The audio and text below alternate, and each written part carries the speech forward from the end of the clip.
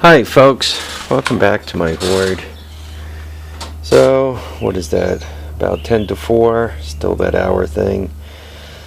5/18 Sunday, 18.3 degrees centigrade, 64 degrees, 66 degrees Fahrenheit. My batteries aren't charged. Sorry for the noise.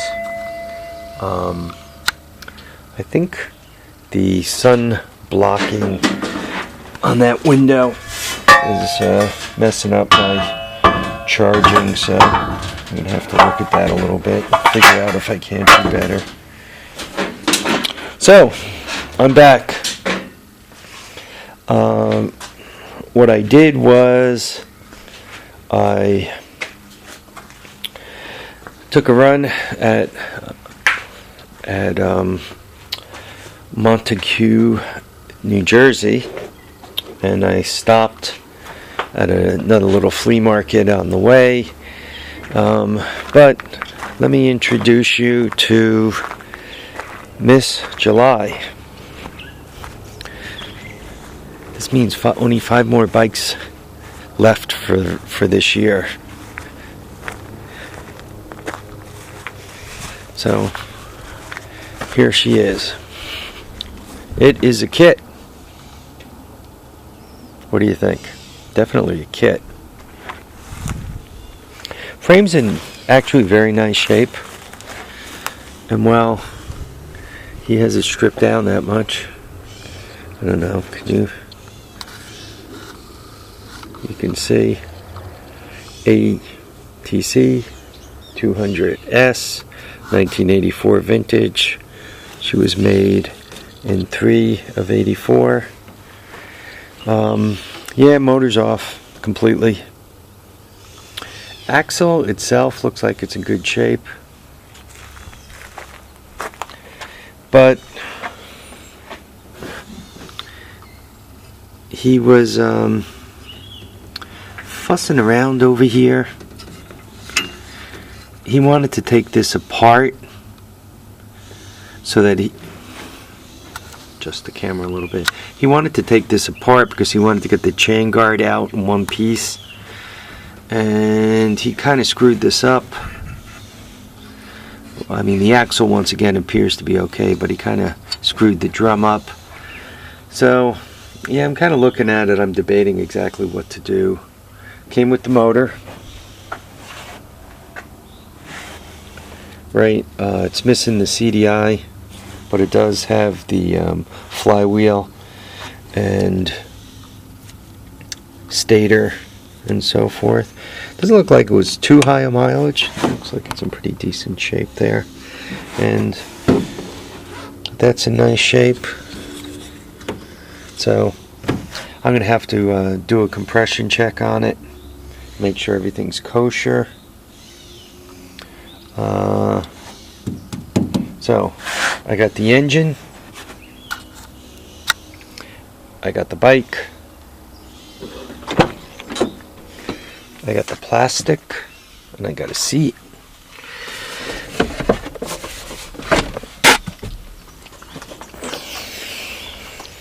Make sure it's the right seat. Yep, looks like the right seat. So there's the seat. I mean, it's intact, it's just this rolled back. So I gotta pull that forward. And look at the plastic. It's aftermarket. You can see the Maier. Right? I think you guys can see the Maier. But it's aftermarket, but it's in nice shape. So I got all of this for $125. Sorry for the bad camera work.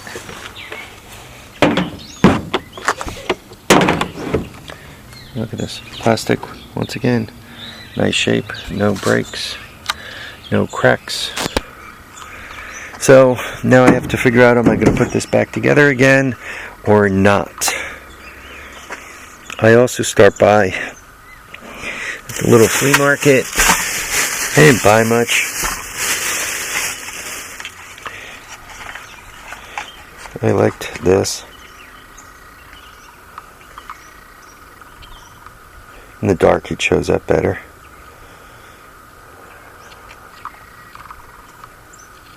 Caution ahead. Should be my nickname. Came with a, I don't know, what is that, a Ford Tonka. So that was $4. I wanted to sign. I got one of these glass brick light. It's a glass brick with LED lights in it and all. That was what did I give her? I gave her $8 for this. And I'm not quite sure what this stock ticker thing is. It's made by Brookstone. Magnetic, clips to stuff. So it was $1.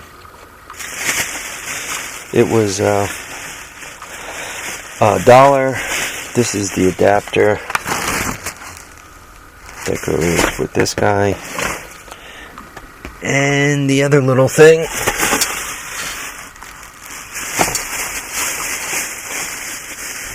see if I can get it out of the bag one-handed.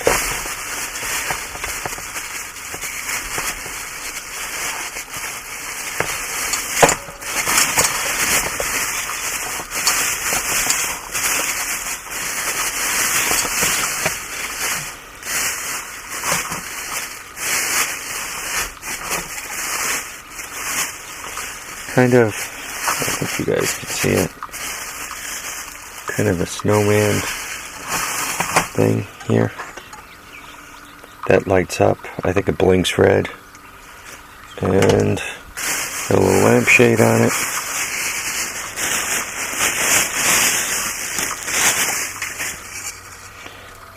Like that. That was $1. One whole $1 for that.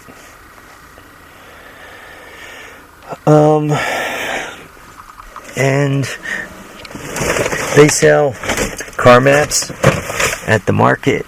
So somebody was disposing of some car mats, so they were free.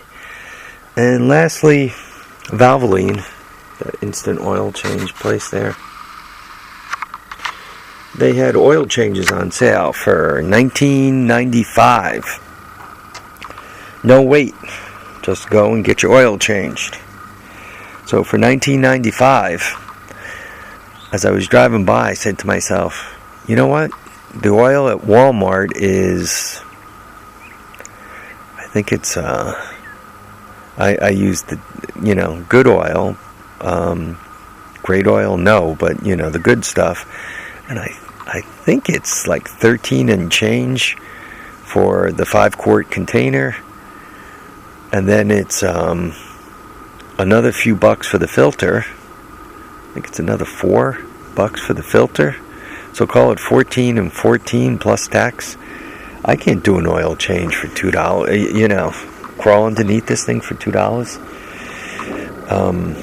I don't want to describe myself as old, lazy, and fat, but for $2, honestly, homie ain't crawling underneath this thing for $2. Too much other stuff to do.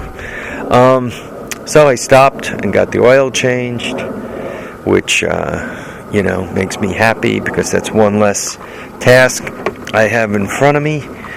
The oil change is changed in this. The oil was changed on the PT just before I bought it. But quite honestly, the Corolla, the Suzuki, and the F-150 all need oil changes. Back to Miss July. What am I going to do with it? I got to be honest with you. I'm not sure. And the plastic is good. I'm thinking that I am going to put it together again. I think I got some parts out in the shed and floating around that I can easily come up with.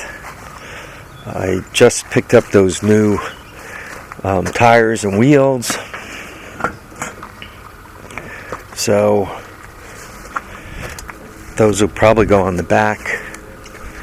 Those guys right there, the fat ones.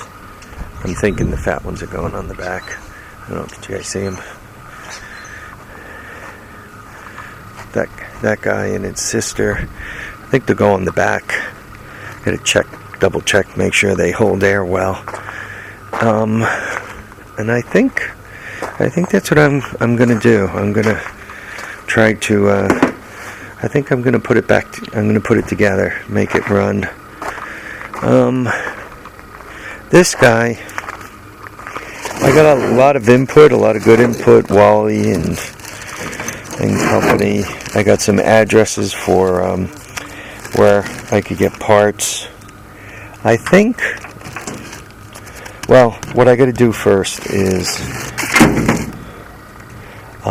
check my shed to see if I already own a starter. From what Wally was saying, he says these are basically, the bottom end is more or less the same, and all they do is put a bigger jug on there as they want to get the CCs up, basically increase the bore. So if that's the case, I really shouldn't have any problem putting a starter on that thing. That'll get that thing running.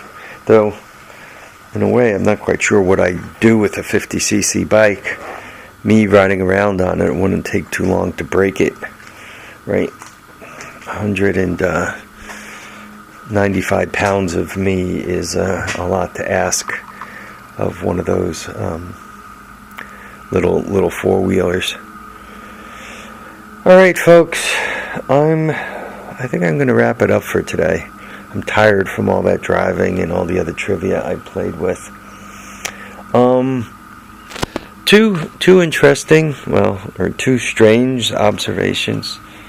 Well, one very strange observations. Right on the end of this guy's road, he kind of lives in a very rural area. Right on the end of the road, this family seemed to be having a little barbecue thing. And there was this young lady, wasn't very old, appeared to be, and she was a lady, she wasn't a child, but she was running around, and when I first, she kind of was running toward the truck.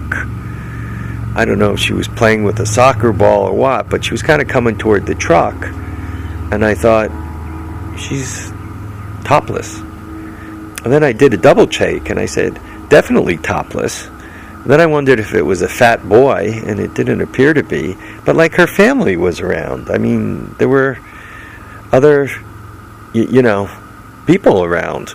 Then, on the triple take, I wanted to make sure she wasn't running toward my car because she was trying to escape or something. But, she kind of turned and stopped running toward the road and headed back along the edge of the property, and then started to cut back toward where her family was. I didn't notice a soccer ball, but it was very strange to have a topless person run at me. I don't know, I'd say she was between 16 and 20. But who knows? For all I know, she could have been younger. I don't think she was over 20 though. So she was probably, she shouldn't have been running around topless. That's for sure, which was weird. Anyway, and the second thing was the guy I got that 200S from. He had a lot of nice stuff. He had a 250R that was in like mint condition. Somebody trucked it in from California, still had the California permit on the back axle. It was like a sticker giving it permission to ride somewhere in California. And really nice shape. He had a 350X in really nice shape. He had a 200X in nice shape. And what he seems to be doing is he seems his real desire is to have the bikes 100% original, including the original tires. He's very fussy about the tires. He wants the original tires. I mean, chain guard, the whole bit. And he seems to want 1986 models. I mean, he's willing to trade off, the 83, the 84, the 85 stuff. He seems to want 1986 stuff. Three-wheelers, specifically Honda, specifically three-wheelers, specifically 1986.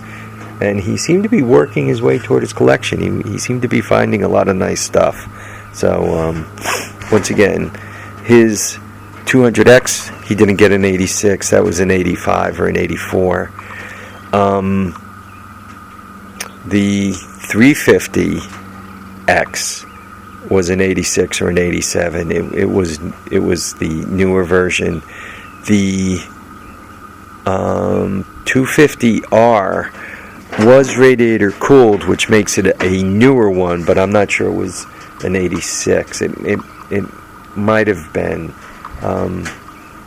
One of my guys will.